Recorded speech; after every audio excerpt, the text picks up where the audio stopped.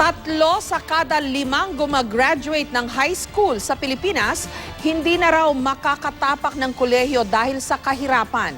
Ayon sa isang pag-aaral, marami naman daw scholarship ang CHED o Commission on Higher Education, pero para sa ilang grupo, hindi pa rin ito sapat. Kaya naman isinusulong sa Kongreso na madagdagan ang pondo ng gobyerno para sa scholarships. May report si Ian Cruz. Hirap man sa buhay, mayaman naman sa mga pangarap si Christine. Nagtapos siyang first honorable mention sa San Jose National High School sa Antipolo City. Pero dahil 5 sila magkakapatid at tanging ang ama lang niya ang naghahanap buhay, hindi kayang tustusan ang kanyang pagkukolehiyo. Pwede din po na makapag-college po ako pero hindi po tuloy-tuloy. Siguro hindi po ako makakapagbayad ng tuition fee. Ayon sa pananaliksik, 3 sa bawat 5 nagtatapos sa high school ay hindi nakakatuloy sa kolehiyo dahil sa kahirapan. Isa na riyan si Christine. Kaya kanina, kasama ng kanyang mga kaklase, pumunta si Christine sa tanggapan ng Commission on Higher Education o CHED para mag-apply ng scholarship. Tambak ng araw ng mga application ng kanilang opisina sa dami ng gustong maging scholar. Ang kayang ibigay ng CHED, 15,000 pesos kada semestre para sa full scholar, 7,500 pesos para sa partial scholar at 6,000 pesos para sa grants in aid. Meron din silang Study Now Pay Later scheme na parang student loan sa ibang bansa.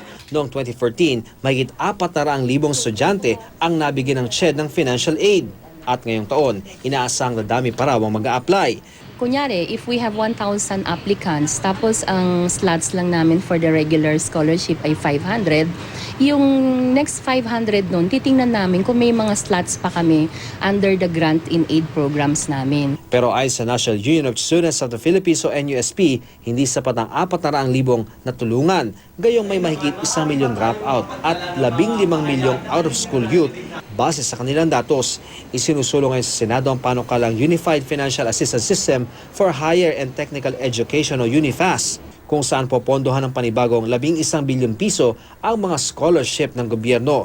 Sa pag-aaral nga ng World Bank, karagdagang 5% pa ng gross domestic product ng bansa ang kailangan daw ilan ng gobyerno sa edukasyon. Sa kabila nito, ginagawa naman daw ng CHED ang lahat ng kanilang makakaya, pati na ang pagtulong sa mga solo parent na makapag-aral. Kasi di ba, marginalized sector din yan eh. Diba? Na sila nga ay, mas kailangan din nila ng tulong. Okay. Hindi lang yung mga indigents. Sa ngayon, gusto muna ng CHED na ipaalam sa mga estudyanteng maraming paraan para maipagpatuloy ang pag-aaral. Wala raw marahil imposible kung pursigido. Pag nagbabayad na po ng tuition, parang nakita po na mahirap po sa kanila na tapos ngayon papasok na po ulit ako ng college din, parang dadagdag ako sa kumbaga bigatin nila din. So naisip ko, why not apply for a scholarship? Ian Cruz, GMA News.